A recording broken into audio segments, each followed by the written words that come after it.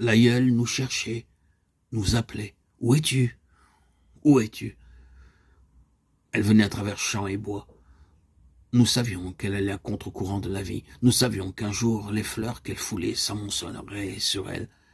Mais nous savions également que ce jour-là, nous ne souffririons pas comme nous redoutions tellement de souffrir. Plus tard, ce sera seulement plus tard, alors que sous terre, elle ne sera plus, que nous vivrons sa mort. Elle se renouvellera chaque jour comme une messe. L'été, s'endeuillait. Nous nous mettions à trembler comme si nous avions été abandonnés dans le noir total d'une nuit. Nous concentrions toutes nos pensées, toutes nos visions sur son visage, sur le ruban de velours qui cerclait son cou, sur sa robe démodée, rapiécée. Nous savions que le moment n'était pas illimité. Dans ces sombres prunelles, nous découvrions que nous ne pouvions gouverner le temps. L'émotion qui dilatait nos poitrines était aussi fulgurante qu'une blessure. De toi seul, nous nous souviendrons. Nous te verrons dans la maison, dans le jardin, dans les rues des villes, habillé comme pour ton propre enterrement. Ta chevelure d'encre assombrira ta pâleur de statue sans yeux. Les fleurs que nous cueillerons, que nous achèterons, que nous mettrons dans des vases, seront toutes semblables aux fleurs qui, dans ta chambre funéraire, sous l'éclatante lumière de midi, étaient elles aussi mortes, sans odeur, rigides, fleurs de cire.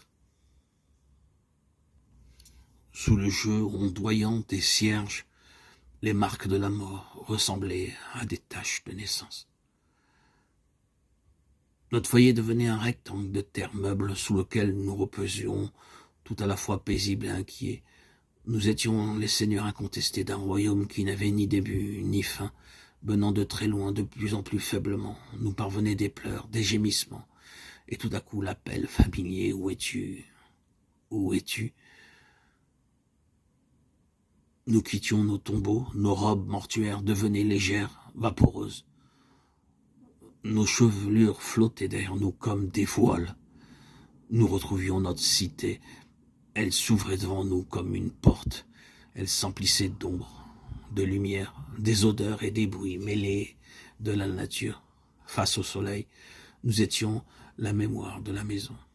Nous découvrions des endroits ténébreux pleins d'araignées, de plantes couleur de plomb, des endroits ardents comme des brasiers, où se calcinaient dans un bruyant crissement d'insectes des fleurs écarlates. Il nous semblait que nous tourbillonnions dans un bal masqué, plein de visages pareils à des éclats de vitraux, où quelque chose d'inexorable était embusqué. La peur devenait un divertissement.